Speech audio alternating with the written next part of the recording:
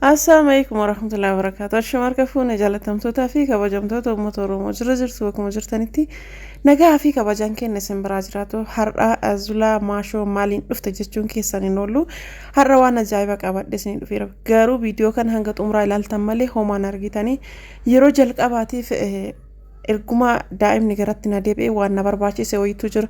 Kanaafuyyuu isa san bootaa san abbaa manaa kiyya nageessaa jira jechuudha. Isa wajjin deemuudhaaf isinillee turtiin keessaan hanga xumuraa na wajjin isiniin jedha. Kinooti isa tuyyuu nageessuudhaaf deemaa jira jechuudha. Asuras salaama isin gaafatee jira. Akkanatti baanee jira jechuudha. Balbala gibbii qoqqolloofnee baanii makiinaa hawaasaa seennee ergasii karaa hawaasaa deemaa jira jechuudha. Meedaan isin argitan kun guutuun jechuudha lafa mootummaati. Akkuma isin argartan kana amma laga gurraacha geennee jirra guutuma isaa kan isin mul'isaa jiru viidiyoo dheeraa ture garuu walitti gaggabaabsennaan guutuun isin mul'achuu dide jechuudha. Naannoo laga gurraacha isin foraabaa jira jechuudha. Maashaallah gimmaashni tokko Oromiyaa gimmaashni tokko Kadabuubii ka ta'e jechuudha. Akkam akka namatti tolu akkam akka nama gammachiisu osoo argitanii asumaan fiqiraa hiqii geennee jira jechuudha. Kinooti wanti akkan aaru kunniin guutuun jechuudha aasaadha jechuudha. Aasaa xabbasaaran jechuudha. Wikiin qurxummii jechuudha.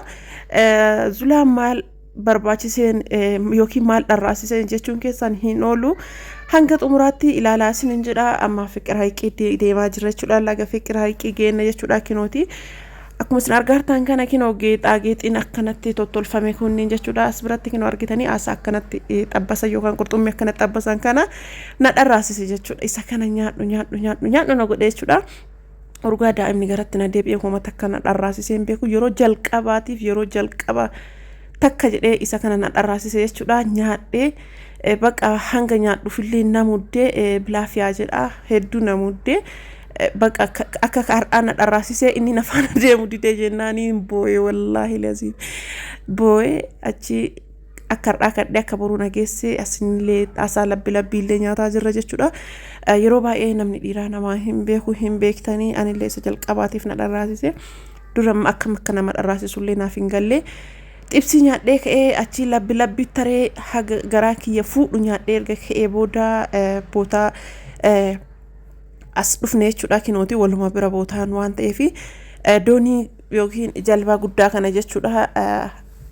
Isa kana yaabbachuu illee hennaa inni ammoo na oorgaa jira jechuudha. Akkuma isin argartan kana xiqqoo laftillee naan marti. Sababa saniif jecha gubbaa isaa yoo bishaan keessa jira waan ta'eef achi bahuudhaaf tarkaanfatanii baanii sababa saniif xiqqoo na oorgaa jira. Simbirroo tanniin argitanii handarrii simbirroo humaama kanniintu jira akkasuma immoo geexii kanniintu jira jechuudha. Naannoon kun guutuuni kanniiniin guutameera jechuudha. Wanta isin jirre hin jiru mooyyee tanniin jechuudha bitachuuf ta'ee yaadee sarbiisiidha inni kunillee jechuudha. Sarbiisii mukarraa akka geexiitti tolfamu akkasuma immoo mooyyee tana jechuudha. Mooyyee tana fa'a qalbiin kiyya na fedhee bitachuudhaaf ta'ee nama hin mijatu. Inni kunillee akka rakabootiitti fayyadamanii muka kana isin mul'isa qophaa booda irratti isin mul'isa. Sarbiisiin kun akkuma isin argitan kana sarbiisii bareedaadha jechuudha. Wanta akka burcuqqoo bishaan uumamallee irra qopheessuuf daabboollee irra qopheessuuf hedduu bareeda mooyyee qimamii tanaa jechuudha. Bitachuu qalbiin na yaaddee anayyuu akkaataa ittiin deemu naan mijatu jedhee dhiise. Sarbiisiin kunillee akkuma isin argitan kana mukarraa ka tolfame hedduu bareeda jechuudha. Akkaan rakabootii kan isiniin jedhe sun kinoo kana bifa gurraachaan xiqqaa guddaa jiddu galeessa jira bifa gurraachaan hedduu fedhee ture. Argadhee jirallee garuu hin bitanne marsaa biraa yeroo deebi'u bitachuun kiyyaan oolu. Akkasuma geexii harka godhata wanti as keessa hin jiru. Yookaan uummata akkayyuu hin binne wanti bitachuuf fedhellee hin jira. Zaambiilii kanneen argitanii wanti bitachuuf as keessatti fedhellee hin jira. Yookaan proogiraamii gootanii bitachuudhaaf yoo dhuftan malee ba'aa isaattuyyuu isinii hin mijatu. Sa'aatiin nu dhufnellee sa'aatiin deemee jira akkatti bareedu laalame naannoon kun hedduu namatti tola. Qilleensi isaa qilleensa ajaa'ibaa jechuudha. Akkuma isin argitan kana baay'ee namatti tola jechuudha. Waan isin ajaa'ibu shashamannee illee hin jira qurxummiin hin jira garuu asii kana na dharraasise maal akka ta'e subhaanallahi nama garrama wallaahi laziin waan ajaa'ibaati.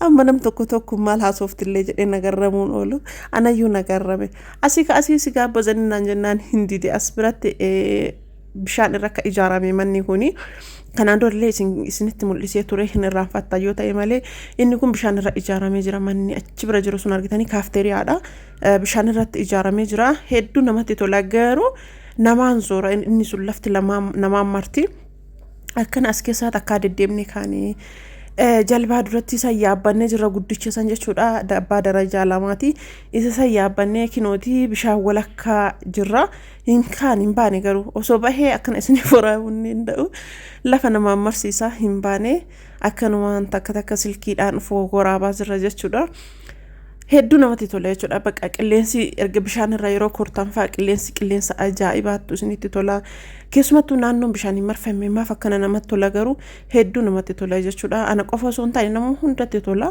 baay'ee namatti tola dura kanaan dura waan as dhufee addaa wanta baratan malee wanta biraa nama dharraasisu wanta yookaan arga wayii malee waan biraa nama dharraasisu ani hagamma maaliif na dharraasisu didee sila Dubaay na hedaa osomaa jedhu achi ka bishaan irraa kana malee qurxummii bishaan irraa kana malee kabra injira shashamanne illee haala kanaan kinooti as biratti footoo tokko kaanee jirra footoo muraasa jechuudha footoo baay'ee illee miti footoo muraasa bishaan jidduu erga geenne booda jechuudha yaa uka namni viidiyoo nama waraabulleen jiru ofii waraabdanii isinii hin mijatu footoo kaa'ulleeni akkasumatti footoo tokko kaanee jira jechuudha mastaawashaa naataa jedheeti footoo noormaalidha yeroo akkas ilaalamu noormaalidha erga viidiyoo irratti yoo edit godha jedhee ammoo akkana jalaa mummuramee jira jechuudha walumaa galatti oolmaan kiyarraa akkana fakkaata yoo isinitti tola ta'e viidiyoo kanaan laayikinaat godhaa isiniin jedha akka viidiyoon kun na laallamu taasisaa isiniin jedha isin jaladhaa umriin areeraadhaan